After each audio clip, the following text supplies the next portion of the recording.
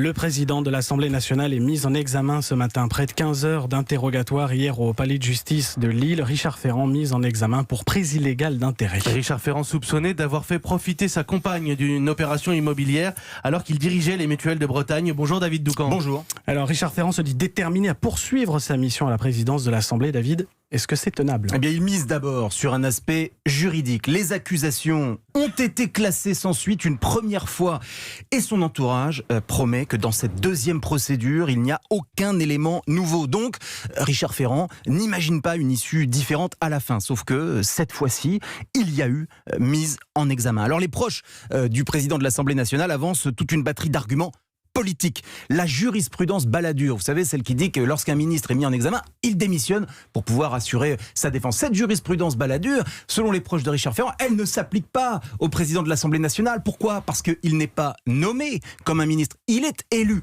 et doublement élu. Élu au suffrage universel au moment de l'élection législative et élu par la majorité parlementaire au poste de président de l'Assemblée nationale et par conséquent il ne peut pas être démis aussi facilement qu'un ministre. Tout va maintenant donc dépendre de l'écho de cette étape judiciaire dans l'opinion. Et alors là, deux questions. La première, les leaders de l'opposition vont-ils se saisir de cela, s'engouffrer, demander la démission de Richard Ferrand alors que Rassemblement national, LR, France Insoumise ont eu ou ont même en ce moment tous maille à partir eux-mêmes avec la justice. Et donc la deuxième question, est-ce que les faits qui sont reprochés, et que nous rappelons donc depuis cette nouvelle étape abondamment dans les médias, est-ce que les faits reprochés à Richard Ferrand vont entrer en résonance avec la colère qui gronde en France, cette colère qu'on a vue s'exprimer au moment des Gilets jaunes?